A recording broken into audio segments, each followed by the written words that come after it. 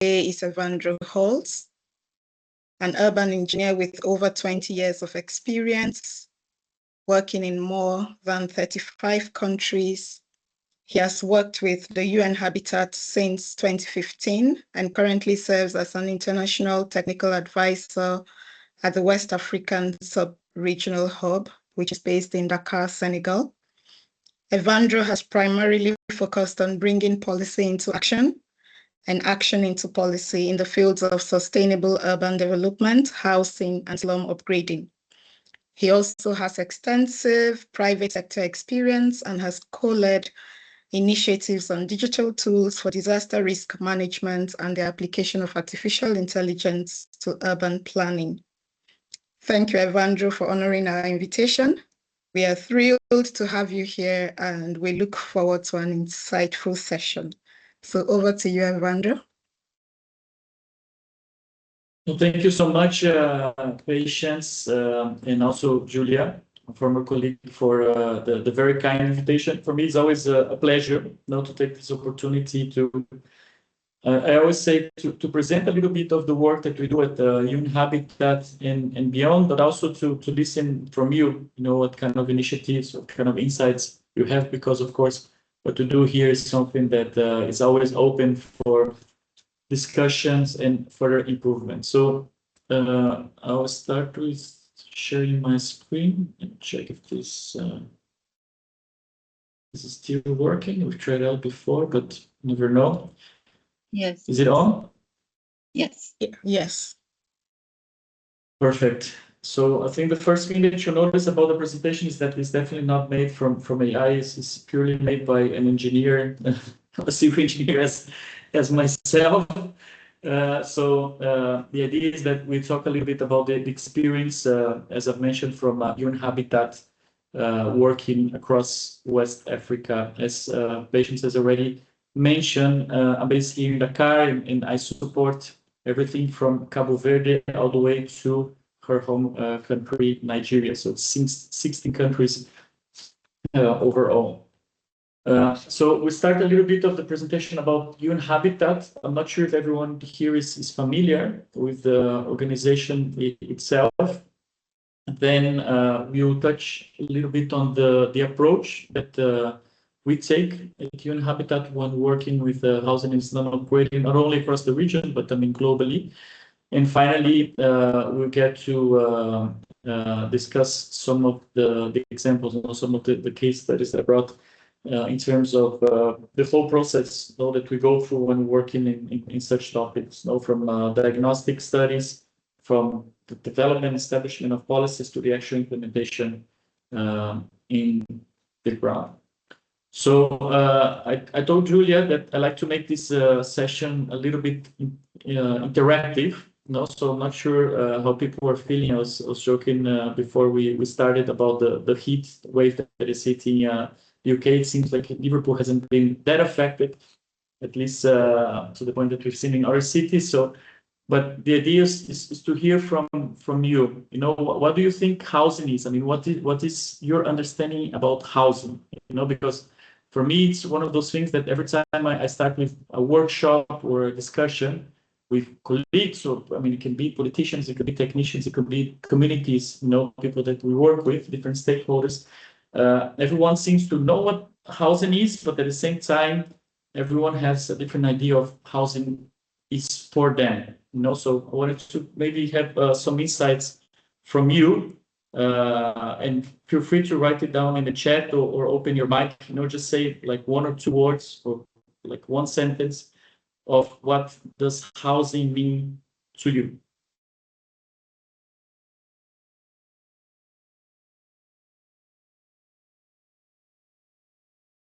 It usually starts with a silence, so I'm fine with that.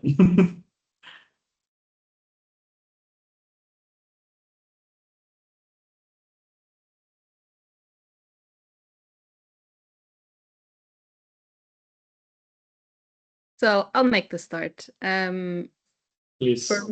For me, it's somewhere where I can have a safe space and where I feel that the worries and the outside world stays outside, and I I can relax and sort of have the time that I need to get my energy back. Sounds very good. So safety, somehow protection, relaxation. I mean, all of these things are definitely elements related to housing. Anyone else? Housing, home? There, people have responded in the chats, Evandro. Oh, okay. Yeah. I thought I could see the chat, but it Many seems I people. can't. Yeah. Oh, okay, excellent. Sorry, I didn't have access to the chat. Universal human need, a shelter, very important perspective indeed. Adequate shelter, water, and sanitation. So we talk about public services, no public infrastructure. How housing should give everyone a home. We're definitely going to talk about accessibility. No, it shouldn't be something that only a few people have access to. Where essential needs, so basic needs, once again, are met. Comfort. I think Julia is talking about comfort, and as I've mentioned about the weather. No, I mean these days a lot of people, because either rain or like heat waves. We try to get back to your place, and try to cool it down or be protected against the extreme weather. As Hannah is also saying, the protection against extreme weather conditions coming up again, human right, indeed, security and protection. So you see, I mean, it's housing is many things for people, and indeed, that's the reason why it's such an important topic and such a complex topic to work on. And this is one of the reasons at UN Habitat, at UN globally, we've tried to work in some of the principles that should be applicable regardless of if you are in UK or Nigeria or in Brazil, where I come from. Because again, I mean, we have to have at least the minimum standards, the minimum again principles, and values related to housing that should be applicable everywhere.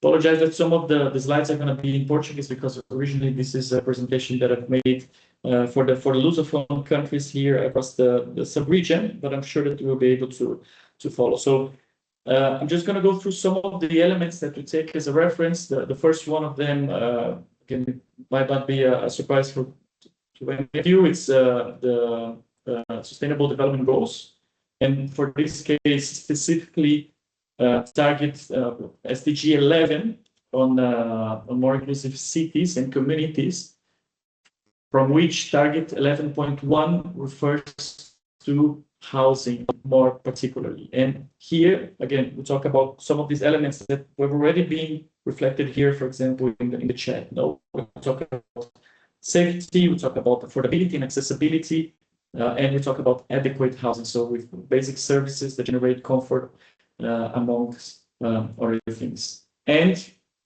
the differentiation that is important here is to say that, okay, there's housing, but there's also, or new housing, let's put it this way, but there's also the need to improve whatever is already there. Let's not forget that there's still a lot of housing. I mean, you can name it we'll frame it as you wish. It could be Islam, it could be something else. But the most important thing is that the existing housing stock should also be improved accordingly. The second element that we take as a global framework is the new urban agenda that was established in 2016 in Quito. So for UN Habitat, there is this Habitat conference that happens every 20 years. The first one in 1976 in Vancouver, Canada. The second one in Istanbul, 96. The third one in 2016, Quito. And this is where the new urban agenda was established. And this is just one of the reference to housing, but you can imagine that throughout this document, there's a lot of insights related on the main principles, once again, that apply to housing. And once again, here we can see the words adequate, equal access, affordable, eradicating poverty. I mean, basically seeing housing as a means to also achieve higher socioeconomic development. Another important instrument is the International Covenant on Economic, Social, and Cultural Rights. So it goes beyond, let's say, the urban and housing setting. So, for example, Article 11 of this covenant refers to the fact that the state parties to the present covenant, they recognize the right for housing as adequate standard of living for families globally. So now we're trying to drill down a little bit more closely to what we do as UN Habitat. Since housing these days is not only a crisis at the let's say what is framed as global south, but also, I mean, basically globally these days. I mean, I'm sure there's housing issues in the UK, and I mean, basically everywhere now that we go. UN Habitat has working quite extensively on bringing it to the center of the discussion concerning urbanization. So that's why the new strategic plan, which was established last year and covers the period of 2026-2029, has literally housing metaphorically, but also diagrammatically, let's put it this way, as you can see here, at the center, along with land and basic services.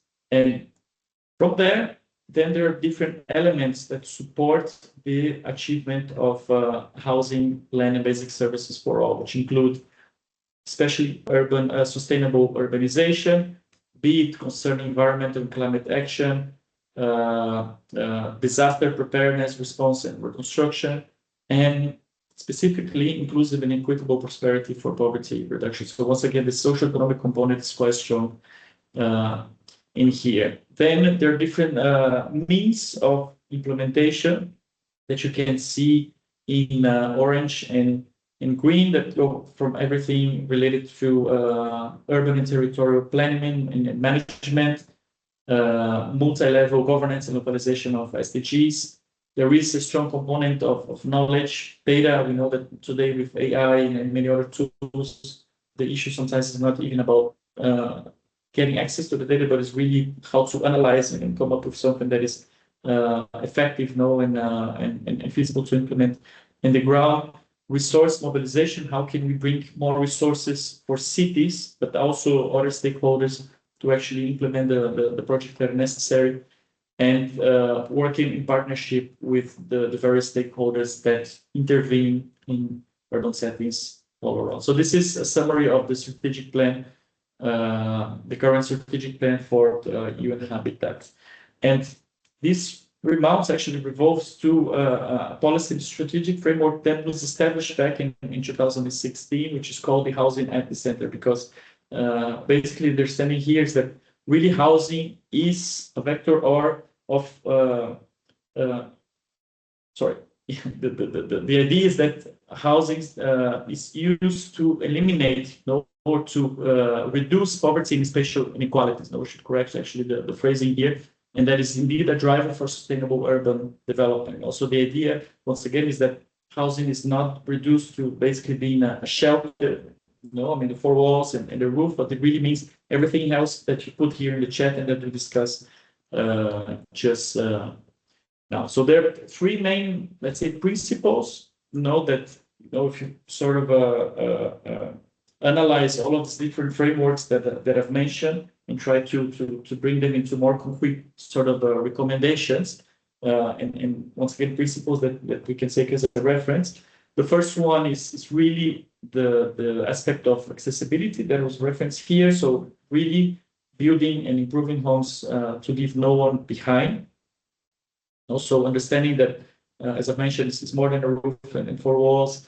The location is critical, accessibility, affordability, and everything else. It's incredibly important that all housing policies are connected with health, education, and employment, poverty reduction, and indeed that any kind of systems in terms of subsidies or housing promotion, especially at the national level, they really target those most in need, including vulnerabilized groups such as youth, sometimes, elderly, people with disabilities, women amongst others. Second point is that building sustainable housing equals building sustainable cities.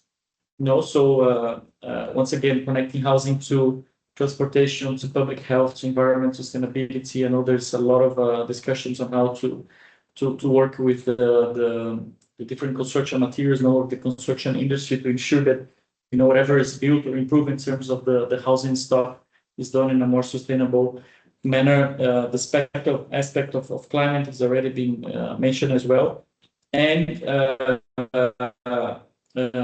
ensure there is adequate participation of people, not only in housing sector itself, but overall in urban development.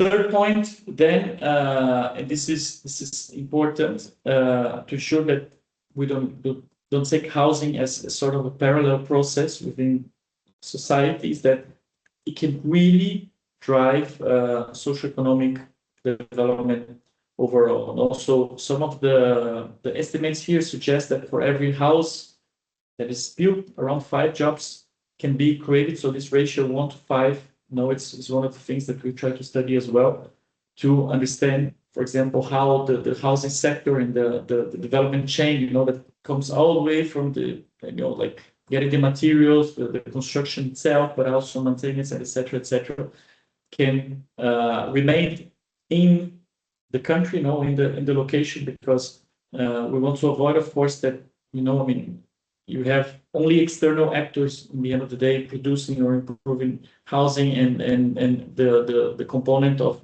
local economic development is not there. So you can build the best house ever, in a community that needs it, but if the socioeconomic development it's not attached to it, in the end of the day, we know that housing by itself, it's not going to solve all of the issues that we face.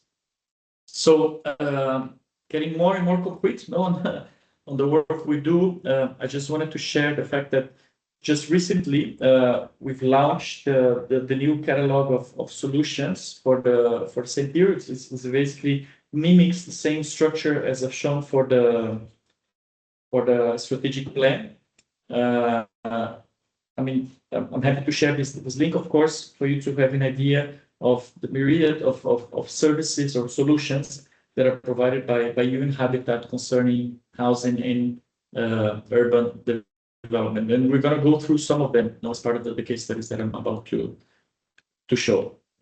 So in terms of the approach that we take when doing the work for UN Habitat. So the first issue that we always see is, we get to a country and people talk about the housing quality or housing quantity deficit. And I'm just using here like random figures, dummy figures, just as a reference. So a lot of times we get to talk to a government or to another institution, and the first thing that say, okay, there's a huge, it's 1 million, it's 100,000, it's 5 million.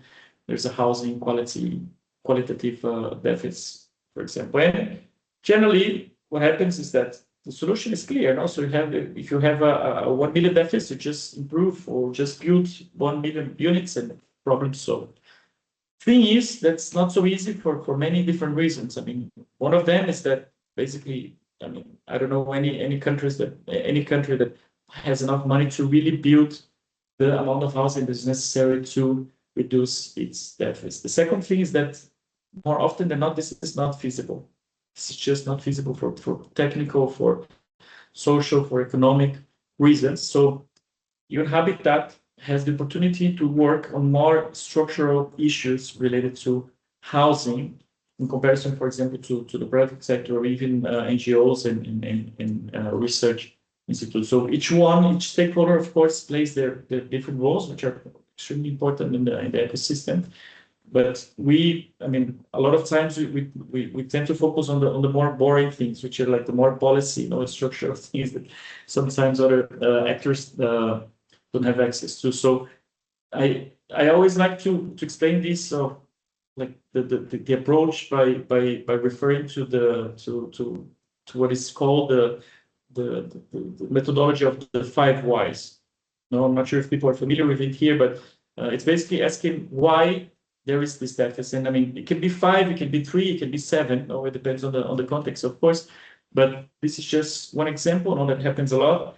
Okay, some people might not have access to housing or means of improving their housing because they don't have access to credit or microcredit or something else. So it can have probably like 10 different answers to here, but let's focus on this one for the sake of this presentation. And then you ask why again, I mean, so why don't they have access to credits? Because there's no credit around, or a lot of times because they cannot access, or they don't have the necessary documentation. And then you ask why again, and then because their own property is not regularized. I mean, they don't have like a land title, they don't have a property title, so they cannot access to credit because the necessary documentation is not there.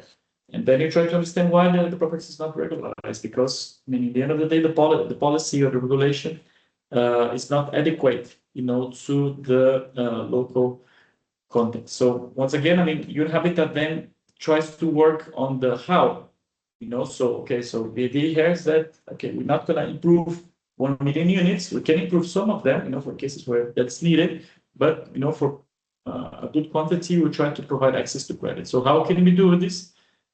Assist in obtaining the necessary documentation. So how can we do this? Formalize property ownership. How do we do this? By simplifying the procedures or the policy or the regulation that is preventing them from accessing the document. So once again, the idea is that we try as much as possible to work on this very bottom elements here that, it's not the private sector, more often than not, it's not the NGO. A lot of times it is research institutes, universities that can work on policy as well. So I think that's the kind of perspective that I would like to take. And I think what's important to say here is that the perspective is always of building capacity. No, it's not only simplify the procedures and go away. It's really ensure that the stakeholders, especially the government, is well capable of taking this forward. Also, we don't work as a private consultancy, for example, just developing the procedure and delivering it, but really working alongside government and other stakeholders to ensure that actually the capacity is being built to implement the whatever procedure or legislation that's been passed. So the approach that we would like to take in terms of, let's say, the sequence is that, okay, you have a public policy, and then you go to action, and we try to combine these two in our project. So, for example, if you're developing a new policy on housing, that we have at least some demonstration projects, to understand if this is actually working or not. And based on whatever happens in the ground, we take the feedback, and the lessons learned to be reflected into the policy again in a process called institutionalization, or to really ensure that whatever happens in the ground is reflected somehow in the policy, which then allows us as different stakeholders to replicate and expand the action. And all of this is, of course, based on a lot of research. There's no other way. I mean, you have to collect data, you have to discuss, you have to analyze, you have to validate, you have to confirm, you have to provide evidence. I mean, there's no other way to ensure that whatever is being done is grounded. Of course, in reality, this is much, much messier. I mean, we have actions that come before policies, and then policies that don't correspond to action, and actions that don't correspond to policy. So again, that's the reality that we deal with. But, I mean, we always try to frame it in such a way, at least in terms of the main framework that we follow in our project. So in an ideal world, how do we start? I mean, we use a tool that is called the housing sector profile. Not sure why the pictures here are not a little bit blurry, but anyhow, I think you can get the idea, which is quite a powerful tool that we use to really diagnose the housing sectors, not like the housing profile, not talking about the housing itself, but really talking about the main, all of the different elements that concern the housing sector overall, starting from community here. That's me doing participatory diagnostic in Mozambique, in Cabo Verde, and in other countries as well. And these are finally reflected, after we go through the whole process of collecting this data, validating, even the process itself, the content is validated through different multi-level mechanisms.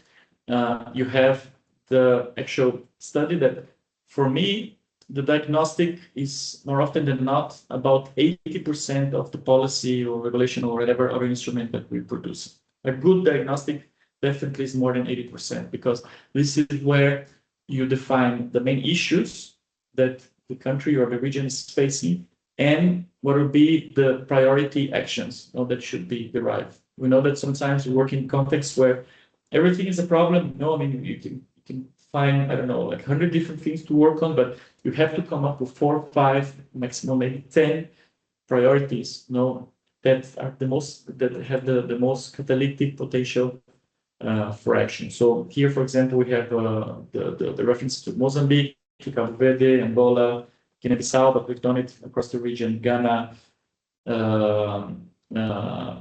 Togo, Senegal here when I'm sitting amongst other. And we touch on many different topics. So start with legislation and policies, with the institutional framework. Also, we see the role of the different actors in the housing sector.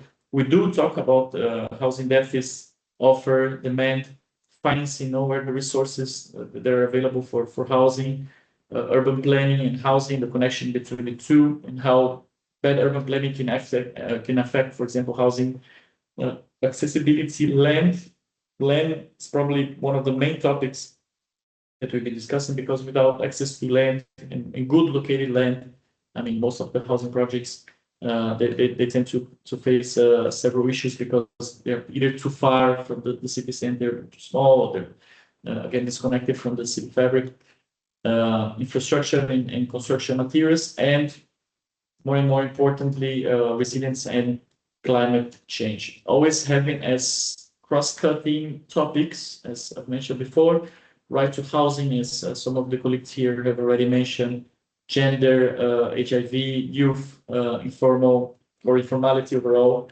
and environmental impact. So here, just some of the examples of the data that is produced. And again, you can quantify a lot of the issues here, but for me, the most important thing is that these diagnostics, they really come up with the main priorities, the main actions that can be taken at the country or regional level. So, for example, the case of Cabo Verde, the national housing policy ended up having as a spin-off the National Housing Plan for 2030, habitat regeneration program, and municipal housing plan already across 5 municipalities. And there, the process was quite interesting because we've managed to really go through the whole process of doing the diagnostic, the policy, and then the plans.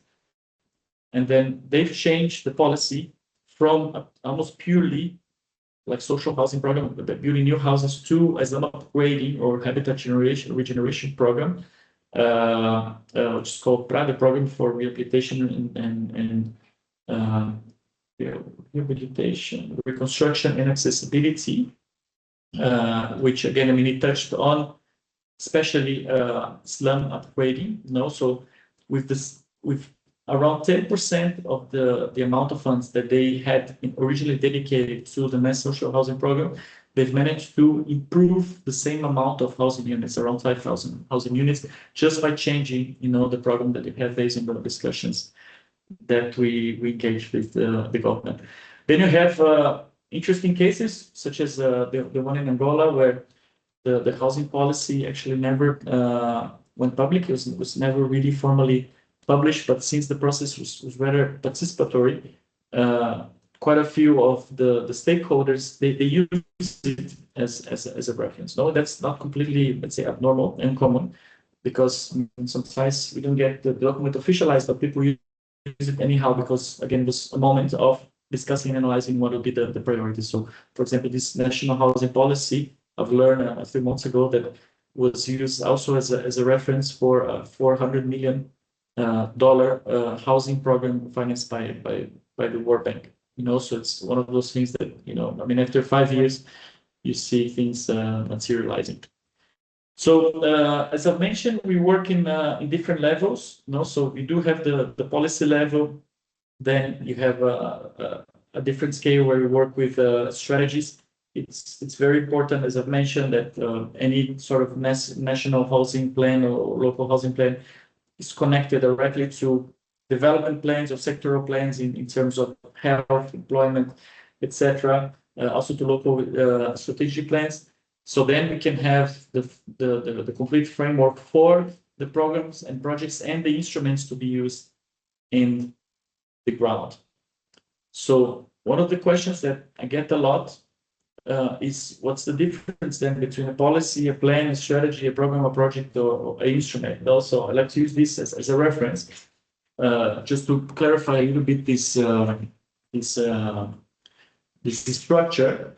So when you talk about policy, and I mean the new urban agenda or national housing policy, you're generally talking about principles, the what needs to be done. Also, for example, talking about participatory approaches at the global level, then the policy orientation here, number 2 for Cabo Verde, is again to consolidate the mechanisms and platforms for participation in urban plans, or to increase economic productivity as part of urban development. Also, once again, you reflect this somehow on strengthening the financial capacity at the local level for housing programs in specific country. In this case, the reference is to Cabo Verde. So this is, again, more on the what, I mean, participation, financial capacity.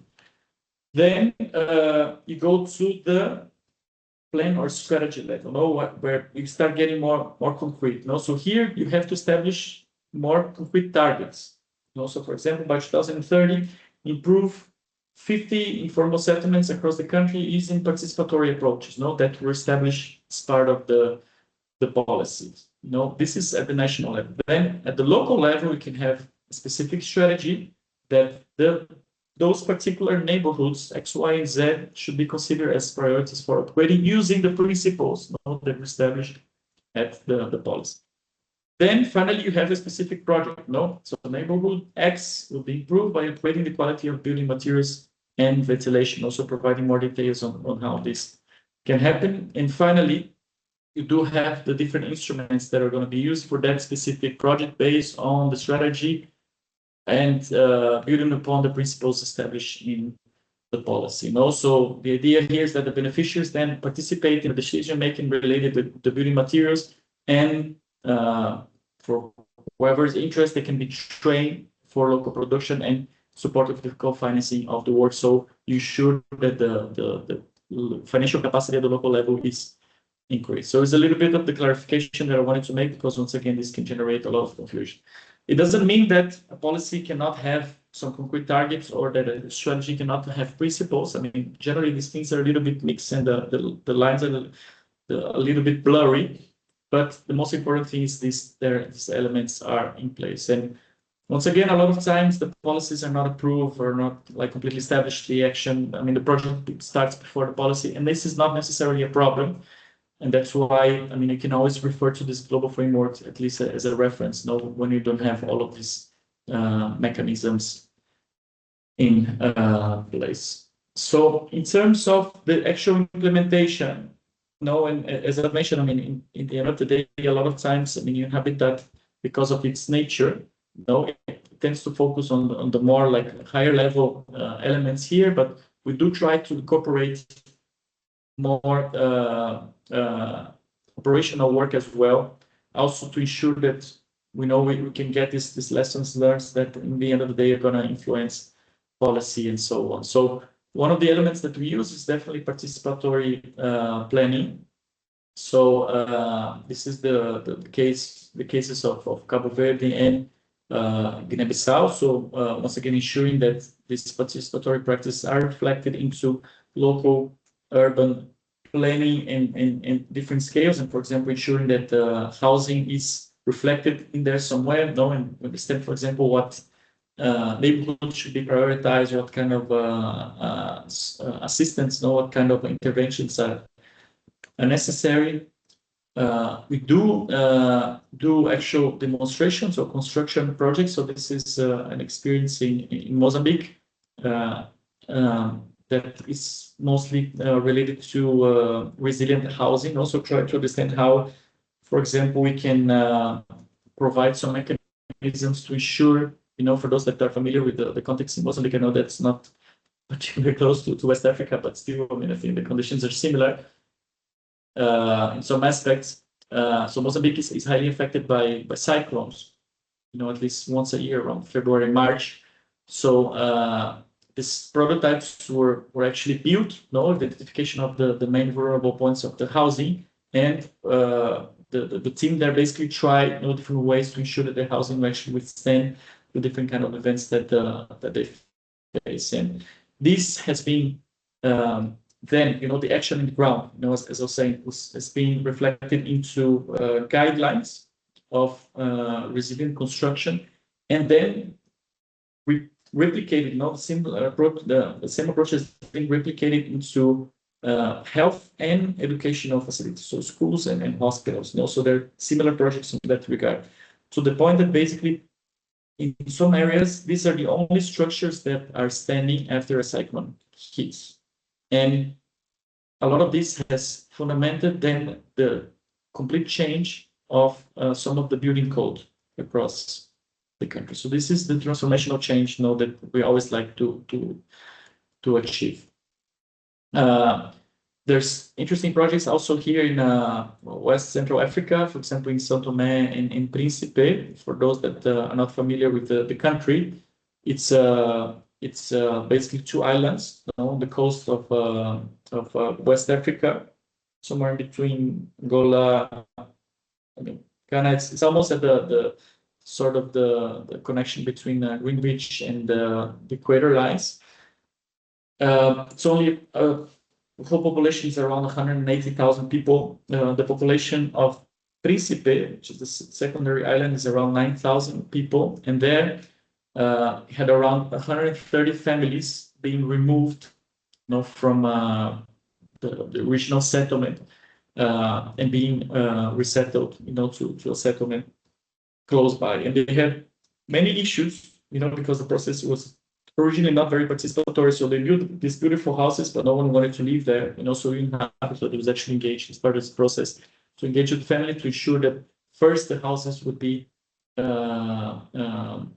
acceptable, in terms of the cultural and even the technical expectations from the family, but also that they could actively participate in the construction. So this is an extremely interesting project, that was delivered recently. It was good, like 5-6 years, of implementation, because it's an extremely complex setting.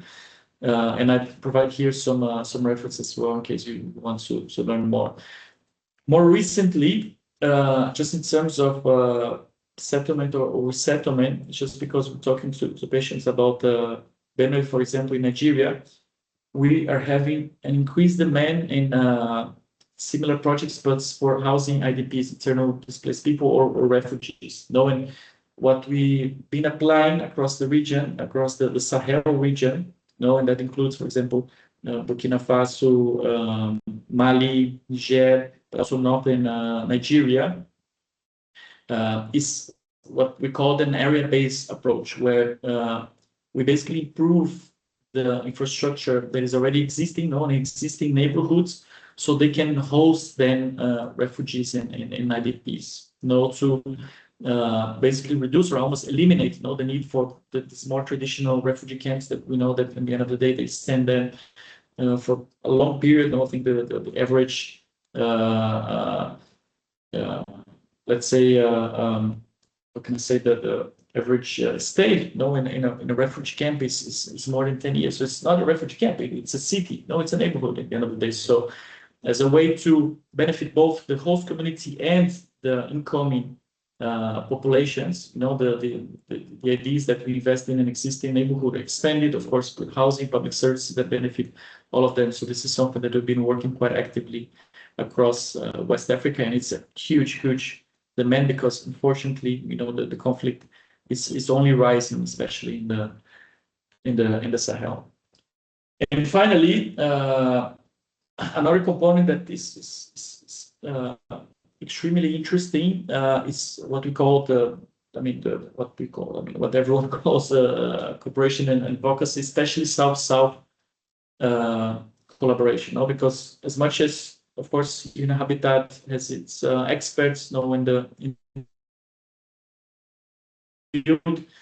There are a lot of people within government doing amazing work, and a lot of times our work as Habitat is basically to mediate or to support or facilitate the direct interaction, the peer-to-peer exchange between these organizations. Also, recently, we've had the opportunity to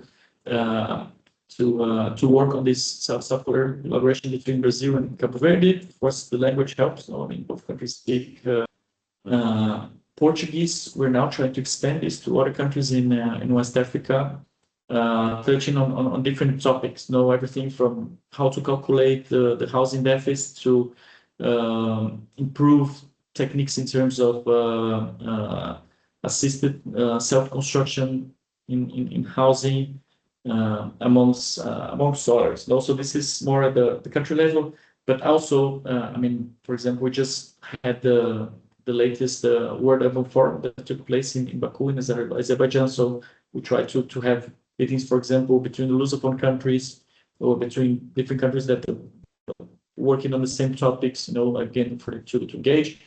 And at the global level, for example, there are different initiatives, including the Open Intergovernmental Working Group of Experts on Adequate Housing for All. So this is basically member states across the globe discussing, the definitions, for example, what does social housing mean, what does affordable housing mean, what kind of policies and actions they can implement and share, based on their context to improve their interventions in their own context. So I could speak for many hours about this, but it's a very interesting topic and very close to my heart, of course. But I'll stop here, and I'll be more than happy to answer any questions or hear any insights that you might have. Of course, any suggestions are very much welcome.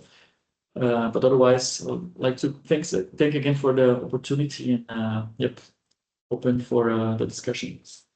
Over. Hey, thank you very much, Evandro, for this presentation. It was really nice seeing some things that we already saw back then together, but also to see some news and new things happening and new UN Habitat plans. So it was very nice to see this update. So now we're going on to the Q&A. So I would like to open for everybody to ask questions to Evandro, to make some comments. Either open the chat, open the mic, or write it on the chat. So feel free to ask him some questions. Thank you. Thank you. Okay. Thank you very much. I'm Olaoduku, co-director of AHUWA. Sorry I was a bit late. We have a visiting delegation from Malaysia, which probably begins the discussion. I think it's really interesting to hear what UN Habitat has been doing over the years, because I guess I'm old enough to remember the first. I was in school. I can remember when the first UN Habitat operation happened or whatever. I was just thinking the South-South cooperation and the way in which we're looking at housing now, has it changed substantially in terms of what we're trying to provide? Because you were saying in the case of Sao Tome and Principe, you built the buildings and people didn't want to go there. Are there issues around who is prescribing what the recipients will have? I mean, people need housing, but are we looking at housing as being something more in the 21st century? So I'm thinking really in terms of places like Hong Kong, and areas of China where there's really high urbanization.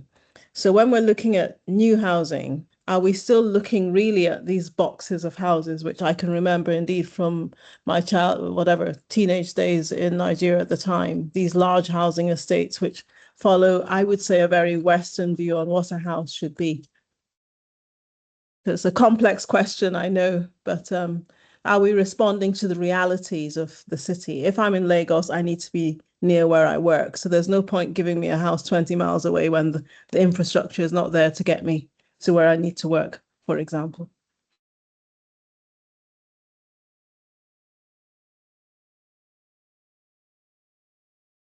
Should we take more questions, or do I answer this one already?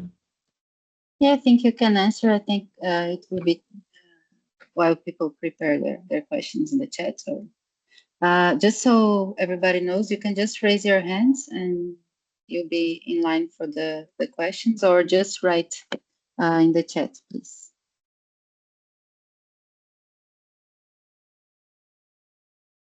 It's Sorry, up here. my microphone is, yeah.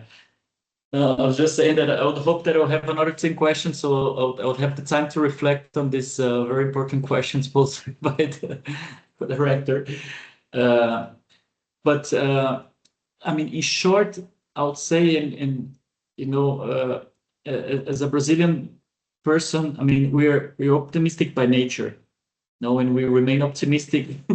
So in short, my answer would be that I do think, and I do have evidence that actually the South-South collaboration helps breaking this sort of perspective that like housing is building like this mass social housing complexes, and basically that's the way to go. No, let's just build all of this. As a builder and as a civil engineer, I mean, for me, I'll be happy. You know, I have worked for the rest of my life, but it's really helpful in breaking that cycle. Also because, again, it's not an expert or a so-called expert from whatever institution. You know, it doesn't need necessarily be to be from UN Habitat, but the private sector or even a research institution is really people from the government, you know, people that are on the ground, you know, working on housing on a daily basis, telling other people that they're doing the same thing, that, well, maybe there's a different way to do this, you know. And I bring the case of Cabo Verde because I think that's quite telling, you know, that Cabo Verde went through the exact same process as we've seen in Nigeria, in India, in Brazil, in Mexico, in South Africa, you know, which is, okay, let's, you know, I'm not sure if you saw that part of the presentation since you came a little bit late, that, you know, there's a million housing deficits because in the case of Cabo Verde, I mean, it's a small country, 500,000 people, so the deficit, if I'm not mistaken, was around 12,000. No, so let's build 12,000 houses. Yeah, the deficit is over. I mean, this became a issue because, I mean, some of this housing are still sitting empty today, and based on the work that we've done, you know, including the South-South collaboration, they did change the policy towards slum upgrading. And what I was saying is that with literally 10% of the amount, and I mean, I can say the figures here because they're public, you know, initially they had 200 million euros, you know, for the social housing program, and they literally spent 20 million euros to upgrade the same amount of housing units that they've built with the previous program. So I think that's the kind of change of paradigm, you know, that the South-South collaboration can promote. That's to say that, I mean, when it comes to housing, you cannot, I mean, you have to consider all possibilities, no? So, I mean, it's always, I mean, for me, I'm a little bit of the person that said everything is welcome. It's just a matter of being properly done. No, if you're doing a new, like, big tower, that's not a problem per se, as long as it's well connected. I mean, you have public spaces around, it's connected to services, the quality of the building is good. That's not a problem. You know, but once again, it's more on the how, but definitely, I mean, we know that this is not going to solve. I mean, it's far from like solving all of the issues. So I hope I answered this indeed very difficult but extremely important question. Thank you. Thank you, Evandro. Thank you, Ola, for the question. So since no one has asked another question in the chat, for now I'll ask one and then I'll give people more time. Actually, the first one, Evandro, is not a question because you shared a report that I think is not available online. So maybe you could advise me if it is still being developed or where I can find it. It's the national, it's in Portuguese, but it's the National Report on Housing and Urban Development in Guinea-Bissau. You shared that. So I couldn't find this online. If you could send me that later. Yeah. No, I can definitely do that. And indeed, it's a little bit of a shame, as I said, some of these documents, they're not more widely shared, you know, and I mean, some of them, I mean, these days the translation is not such a big issue. I'm sure that if we share it, we'll be able to translate it with the tools that are available. But yeah, I mean, a lot of times the information is there, data is there, it's just not properly disseminated. Okay, thank you. I'll send you a reminder. And if anyone wants another document that he shared, you can just write me and I'll write him. So the other question is a little bit more, I'm a little bit curious on your work because I've been following your work for a while, and you were working mainly when we worked together in Lusophone countries. And now it has changed. You're working with a lot of West African countries with a broader range of regions. So I'd like to know what has changed in your understanding of urban development in the region. So I've been doing some works for my PhD that are related to this comparative perspective. So it's something that is interesting me to know what are the differences, so what has changed for you during this period?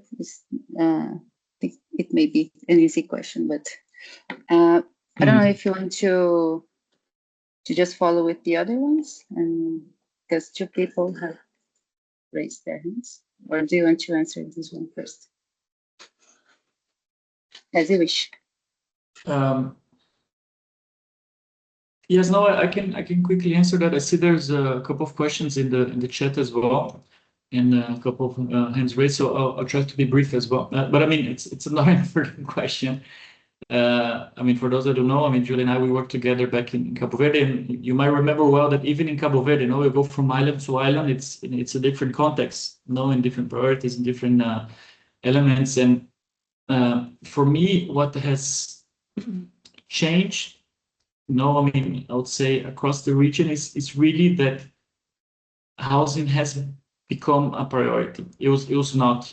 It was definitely not a few years ago. And I see that the relevance now of the topic has increased quite significantly. So that's been good, you know, because the interest now and the demand to work on this is there, and it's quite refreshing, you know, because once again, I mean, we understand that this is again a vector of socioeconomic development, as I was mentioned during the presentation.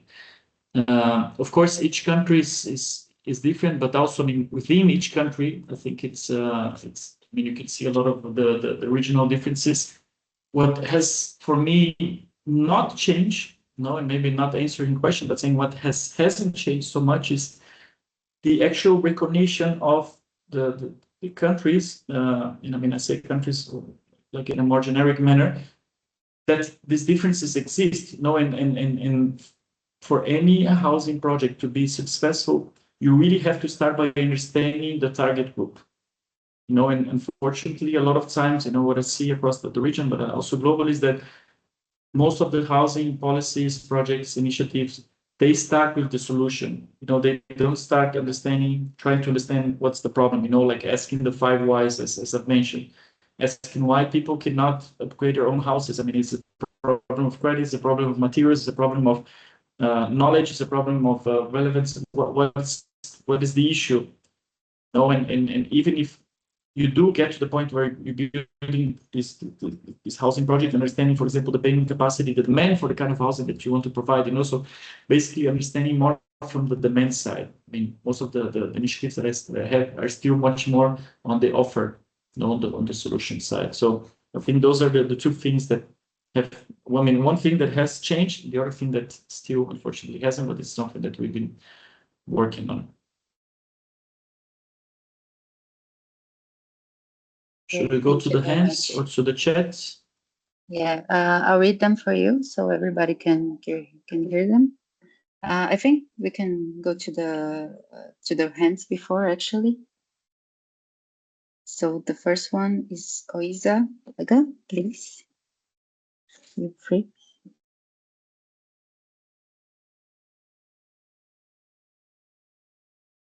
Sorry if I mispronounced your name, but yeah. Yeah. Can you show us your face as well, please, Oiza, if you can?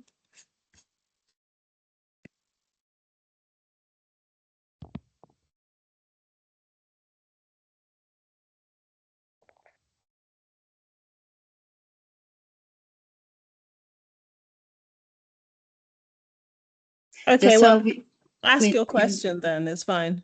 Hello, hello. we can't hear you.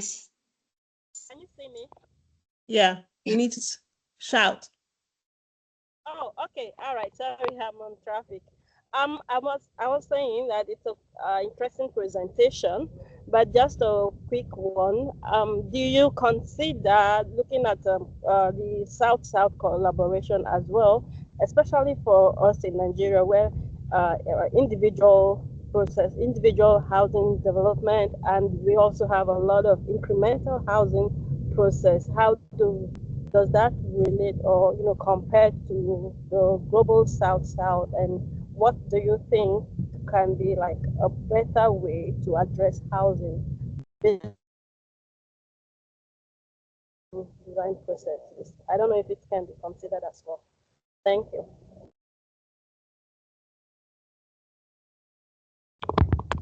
Did you get the question? I think maybe take a Yes. second question as well, because you'd already answered something about South-South. So just so we get as many questions in as possible, do we want to take maybe Noura's question at the same time, so you have a number that you respond to? Is that okay, Julia? I'm just worried there are quite a few people now putting their hands up. So Yeah, great. So Noura, over to you. Thank you very much for this very interesting presentation. So I have a question about policymaking. As you were saying, it's one of the main sort of things that UN Habitat does in the region. And so my own research is on Lagos in Nigeria, and I'm looking particularly at coastal urban development in the water sector. But what we see in Lagos is that there's a lot of demolition-driven urban development where the focus is not on providing houses housing for the majority, or housing that is actually affordable, accessible, where people have a chance to actually live in there. And it's very closely tied to profit making and to vested interests. So now, ages ago, I worked for UNHCR as an intern, and I know that what you can actually say and do sort of public facing as a UN institution is quite limited, and you have to be very diplomatic about how you go about these sort of things. So my question is, could you talk a little bit or expand on what are some of the biggest challenges when you talk about policy change from a UN Habitat perspective, specifically in West Africa, but perhaps generally you have some learnings from that? And what are some of the things that work really well, given that the housing sector is one of the sectors where people can make most profits? Thank you. Yes, please, Evandra, if you could answer this too, and then I'll collect the other ones. Should sound good. If you allow me, Julian, colleagues, I see that there's a question on the chat also regarding incremental housing. And also, if I can take that in addition to, because it's connected to what Oiza was saying, so maybe I can bundle this three at the same time. Yeah, please. So good. Again, all of these are very important questions. And also, in terms of the South-South collaboration in incremental housing, no, this is indeed, no, I did mention during the presentation that South-South collaboration is something that we're exploring more and more, especially concerning housing practices. No, because as I was saying, I mean, at the end of the day, as much as you can bring expertise, from elsewhere, people that are working on a daily basis on topics concerning housing, they tend to know how to have the solutions, and our work then it's more limited at facilitating this interaction, but also helping translating some of the solutions between different countries. So we're always, I mean, and daily based in Dakar now and the sub-regional hub. One of my tasks is actually to facilitate this interaction between the countries. So this is something that we promote a lot. And incremental housing indeed is a very important topic that we cover, you know, as part of these interactions. And currently, there is an initiative between Brazil and Cabo Verde, but that is expanding to other West African countries on this initiative that in Brazil is called the Technical Assistance for Social Housing. And the name is a little bit misleading because it's actually technical assistance for incremental self-built housing. So this is something that in Brazil, I mean, has already originated back in the 80s and was established as a national law in the early 2000s, which basically states that every municipality should provide for architects, engineers, or technical assistants for people that are building their own housing. A lot of times, no questions asked. You know, if the housing is informal, it's formal. I mean, that should be secondary. The most important thing is that the housing is actually built incrementally, you know, but done well. So this is, I think, covers, you know, some of the questions that were made concerning that. And indeed, I mean, the perspective, you know, the perception that the housing itself should be something that is done overnight, and then you achieve all of the SDGs and you achieve all of the levels of adequacy. This is not feasible. You know, economically speaking, or even technically speaking, it's just not possible, you know, in such a short period. So you need to understand what elements, you know, can be brought in first, for example, by the government, especially in terms of the basic services, you know, sanitation, water, electricity, etc. Whereas you can count on other actors, you know, to support with the housing, you know, the construction itself, and etc. So again, the incrementality component here is quite strong, and I think that's the solution much more than the challenge a lot of times. And coming to the question from Nura concerning of the challenges, it actually relates, you know, to how, for example, incorporate the concept of incrementality within a policy, you know, because for example, the regularization of properties, generally speaking, is only done when the housing is ready, you know, when everything is finalized, when you have it, it's painted, it's covered, the materials are good, the structure is there, the basic services are available, etc., etc., etc. So how can you actually, you know, discuss the idea, politically speaking, considering that, you know, I mean, no politician wants to inaugurate a incomplete, no, unfinished housing. You know, so how can you change this paradigm to say, look, I mean, this is already a house. She said, of course, it's going to increment over time, and it's going to be expanded over time. But there's very interesting case studies for that I can provide some reference as well. So this is one of the big challenges. The second one is the one that I've mentioned in terms of ensuring that whatever is done is based on a very detailed demand side study, not like coming up with all of this, you know, big presentations with new housing units, as the professor was saying, you know, like this big housing complexes, you know, and really starting with the boring stuff, you know, asking people, can they pay? I mean, do they want it? I mean, do they really want to live here? And, you know, of course, you can always, and you should always reach a compromise. No, I mean, I'm not going to romanticize that. I mean, whatever people want is going to be built, you know, next day. I mean, that's not the case, but again, try to reach like a compromise somewhere midway. And the third point, which again, I think you touched on, like a very important aspect, is sort of the financialization or monetization of housing. You know, and for that, land is the most, because, you know, I mean, every single government and private sectors, they understand the power of land. No, land is the resource, you know, for everything. You know, so that's why, and I mean, I can imagine what project in Lagos that you're referring to at the waterfront, that probably is facing evictions and I mean, so-called resettlement.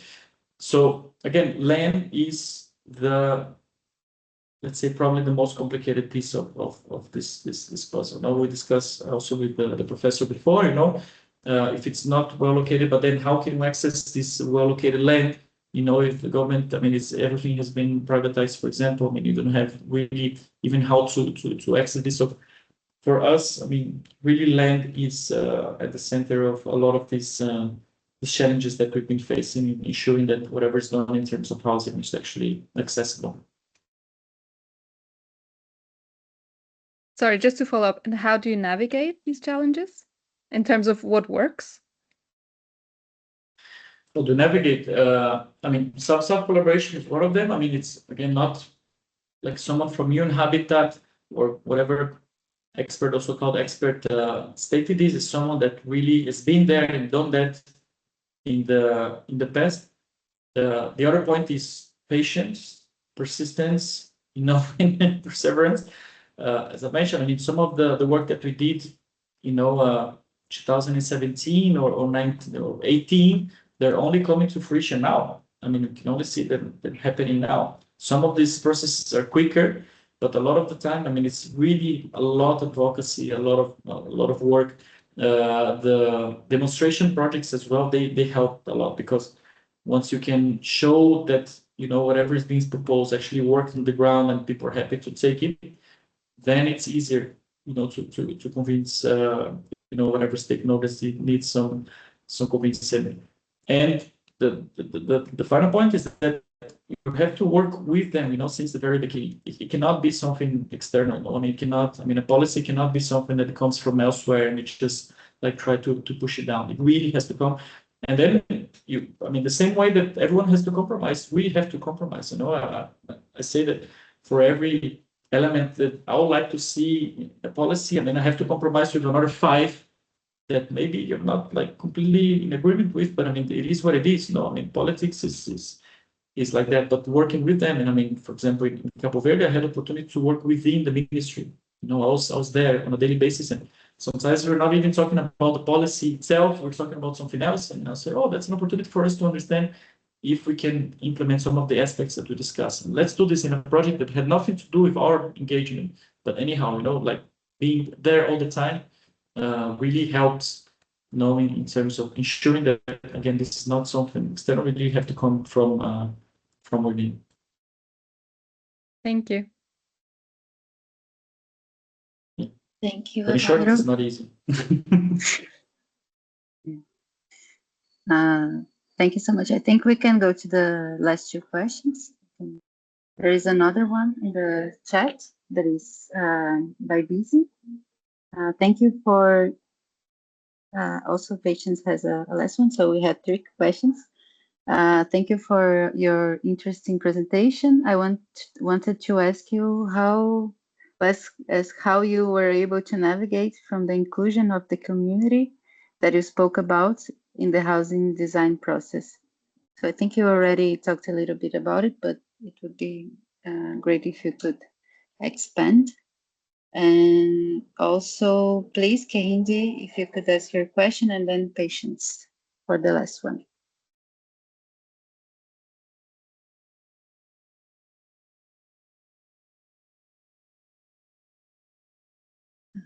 Hello, Kehinde? Okay, hi. Hi. Good Thank you. afternoon.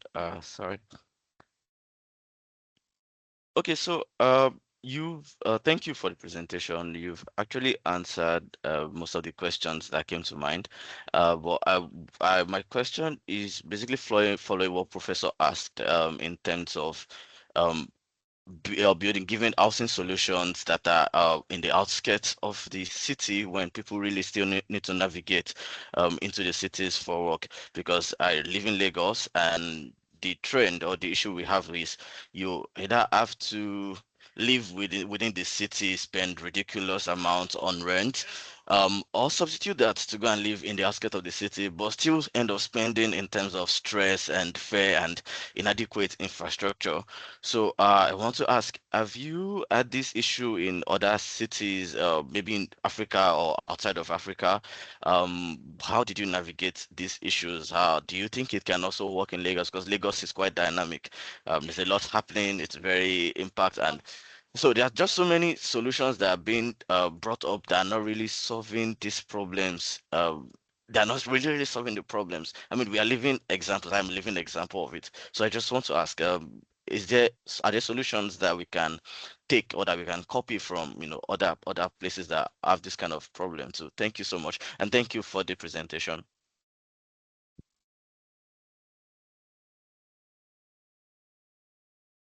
Yes, Patience, please.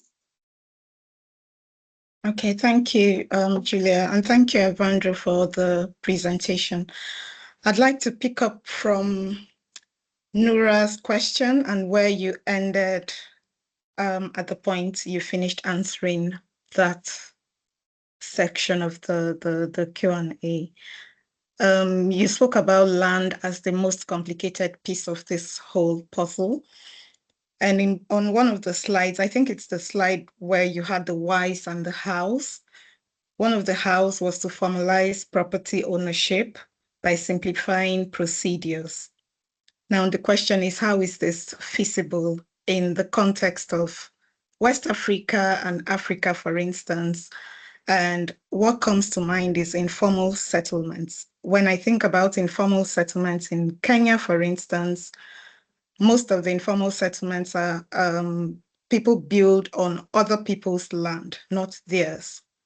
But they've stayed on it for a while, for many years. And in those kinds of contexts, and even in the West African context, where land, for instance, it's primarily customary ownership, and you have all of these complicated issues with property ownership, how do you simplify those processes? And I was wondering if in any of the contexts that you've worked in, something has been done that has worked, so we can hear how it's been done and see how we can learn and apply to our own context. Thank you.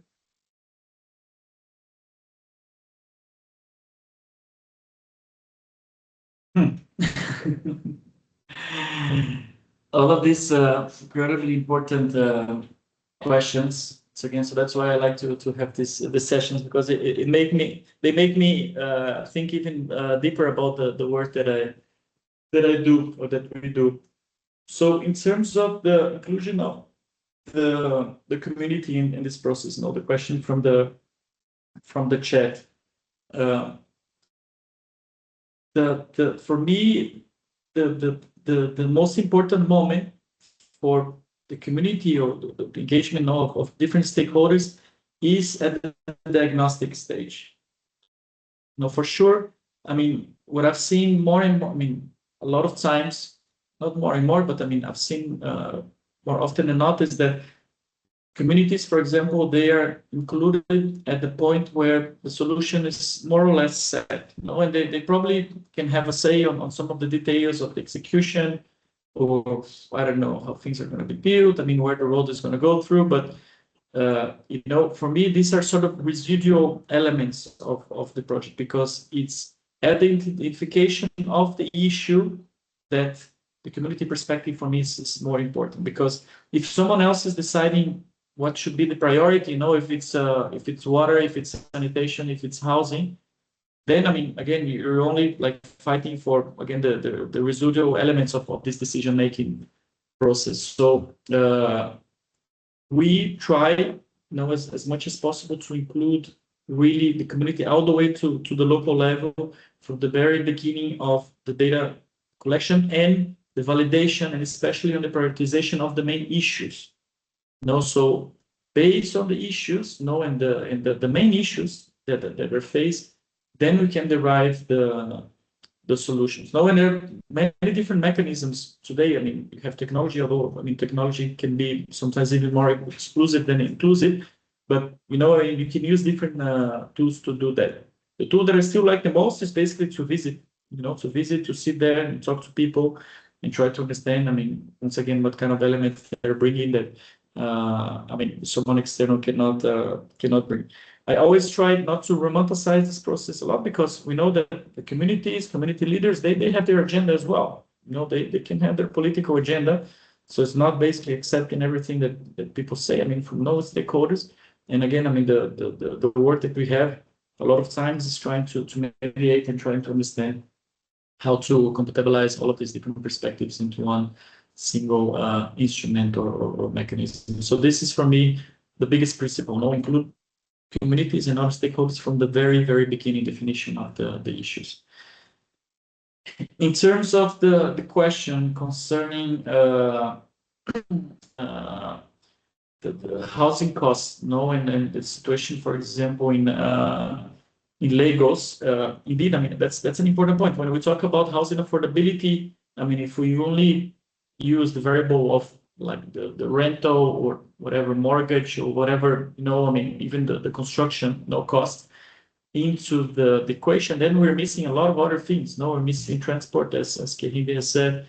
We're missing food. No, I mean, if it's a neighborhood that doesn't have like a supermarket, or even if it's the other way around, maybe you're located in a I don't know, have social housing in a wealthy neighborhood, and then food becomes quite expensive. I mean, all of these things should definitely be considered into the equation.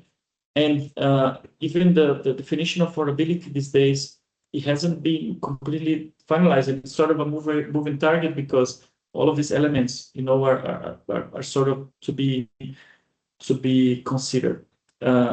What have been the good practices on that regard? I mean, I can make reference to quite a few different initiatives. Of course, I mean, one thing is what works, for example, in Brazil or Mexico or South Africa. Another thing is what can work in Lagos. But overall, I think what has been mentioned here in terms of incrementality, no, I mean, the principle of incrementality is really key. No, and I know that it's very difficult, for example, to work in a community and say, look, I mean, housing is not going to become adequate next week, but slowly but surely, or quickly but surely, we're going to support you in achieving all of the elements, you know, that can be considered as adequacy. But it is the principle that tends to work the most, because if you try these more, let's say, quicker solutions, what you end up having is again, settlements that are disconnected from the city, or they don't really respond to the actual demand, and the needs from the target beneficiaries.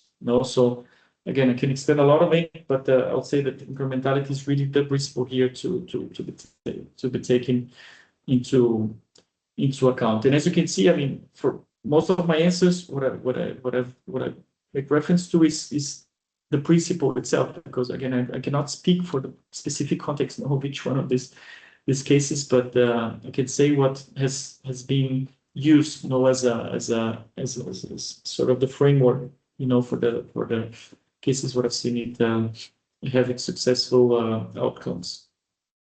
Then, in terms of land, yeah, this is a very difficult one, because if we had really the answers, I mean, some of these issues would be solved right now. And Nigeria, I mean, as we're speaking even before the presentation, I mean, you have 36 states, and land is managed at the state level. And also, to get,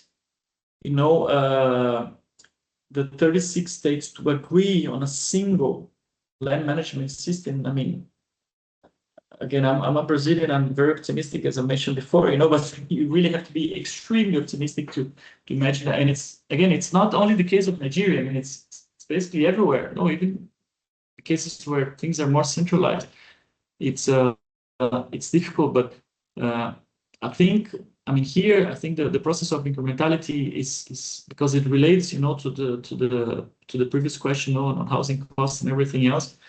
Is the way to go, and I think Cabo Verde provides a very good example. Again, Cabo Verde is the size of a neighborhood in Lagos. I know, I mean, it's a different scale, but they did start, with one or two islands. They get the finance for that. They run the cadastre. There are also issues, in terms of the customary or traditional uses of land to the whatever official regulations that were being used. And I think, importantly, you cannot neglect the fact, and I think I referred to the question before by Noura, that the land has a very strong economic component, and it has two sides, because first, you understand the impact that this formalization can have, in the communities themselves, because land suddenly becomes much more valuable when it's registered. But on the other hand, you can take leverage, on this value that is being created to absorb, and to collect some of the resources that are necessary to actually implement and do the upgrading. So, for example, in Cabo Verde, we're actually doing an exercise now on property and land valuation that is going to help municipalities and in updating the property and the land tax that they charge, for them to be able then to deliver the basic service that they're supposed to. And also linking land to delivery of basic services, to municipal finance, to the urban economy. And recognizing that, again, there's a huge potential for speculation, but trying to understand how, you can work also with the private sector to have some land where they can develop, but at the same time you capture, some of the value that is being created to actually improve the conditions of those that need the most. Working with all of these elements is the way to go. There's definitely not silver bullet for that, because again, it's a huge challenge everywhere, but there's some very good practices that we can pursue. For example, in Rwanda, they're using a lot of technology, even AI, blockchain, to facilitate the registry of land. I know in Uganda there's an initiative that is doing the same. So again, all of these tools are there to be used, but in the end of the day, the principles for me are the most important to be established, and those are the things that need to be reflected into the policy, into the frameworks, into the regulation. Then, if you're going to use AI or blockchain or paper, that's almost like secondary, because you have very well established principles behind them. Blockchain to register land, especially to ensure that that the land that is being registered is not being registered like twice or 3 times. So the title that you have is really unique, and there because this is one of the things that happen. For example, in Cabo Verde, they're doing a lot of the cadastre right now as we speak. So you have a moment where you publicize, you publish basically all of the documentation that is being gathered, and then people have, I don't know, 1 month or 2 months, to say no, this is actually my plot. No, this is actually not correct, and etc. So blockchain can be helpful in terms of ensuring that this title is unique, because we all here work in the context where probably like up to 5 families or 5 people can come up with like a land title that, or like some sort of documentation that somehow is an evidence that they live there, or that the land belongs to them or to their family or to the ancestors. So blockchain can help on that regard. But again, not by itself. The principles in which blockchain can be used need to really be reflected into the instruments.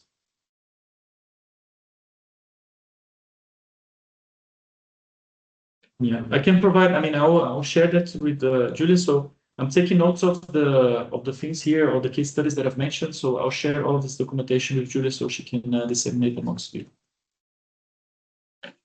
Great, thank you for that, Evandro, and also thank you for your presentation. Thank you for answering all these answers. It was really thoughtful for you to be present for so long with us. It was very nice. Now I'm going to ask for Taibat to give the concluding remarks for our presentation. Thank you, Taibat. Right. Thanks very much, Evandro, sorry. And thanks, colleagues, for staying with us. It's been a really interesting hour and a half. And we've talked a lot about housing as an all-encompassing framing for development, housing as home, housing as assets, as economic asset, and also some of the intersectoral issues that impact access to adequate housing. Thanks very much for giving us the institutional perspectives, as well as some of the more innovative practices to move us towards a better urban future. The linkages between climate resilience, social sustainability, local culture, community participation and acceptance are also really, really interesting. And I think on the back of the World Urban Forum that was just completed, having this discussion is really timely. It allows us to start to reflect a bit more intentionally about how housing is really the fulcrum of urban development and how we are in a crisis, but we don't, and it is not a one size fits all solution. So here at AHUWA, the work we're doing across the various research projects have some intersectionality with housing, whether it's in the context of looking at housing as heritage, basic services attached to housing, and the fundamental right to land on which housing is built on. So thank you very much for sharing with us, Evandro, and we welcome you into the AHUWA family because we will definitely be calling on you in the future, particularly when we need some policy perspectives and collaboration. And that being said, I would like to invite everybody that is on the call to our next Urban Heritage Talks, which will be taking place on July 9th at 1 p.m. It's going to be the documentary screening of Oja, our documentary on markets as living heritage and markets as heritage at risk. And also to let everybody know that our ECR conference is coming up in Q4, and the invitation for abstracts are also out. So we'll be looking forward to hearing from you and for you joining us, whether on site at our various events or online, because we have a commitment to keeping our events accessible, and so they are all hybrid. And on July 9th, the screening will actually be taking place on site at the University of Lagos, while we will be joining online. The posters will be out very shortly, and we look forward to you joining us at that event. On that note, I would like to say thank you very much, everybody, and I wish you a good rest of the day. See you on July 9th. Oh, by the way, before we go, also to tell you that our website is live. Our website is www.ahuwa.org, and you can always link with us on the website or through our social media links, particularly LinkedIn. So with that, I'll say have a good afternoon. See you online and see you on the 9th of July. All right. Thank you. Thank you, you so Evandro. much. Really Nice appreciate meeting it. you. Bye. Thank Thank you, you. Very nice everyone. meeting you. Bye. Take care.